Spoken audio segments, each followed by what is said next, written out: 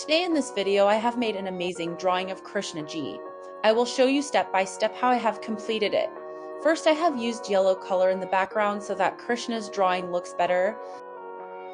Then I have colored Krishna Ji's face. I have created this color by adding a little white to the blue color. I have again applied this blue color on Krishna Ji's entire body. Krishna Ji's charming form is becoming brighter with its blue color. Then I colored his dupatta until I forgot to watch the video. What is happening next in the video? Krishna Ji's face is so beautiful that even the simplest clothes look so beautiful on him, but when he resides in the sky, he looks even more beautiful. In the next video, I have painted their ornaments. Then I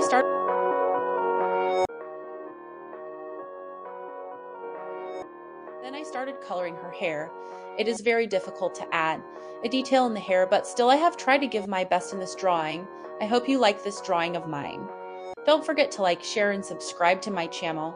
Your support means a lot to me. Thank you so much for watching this video. Bye, cuties.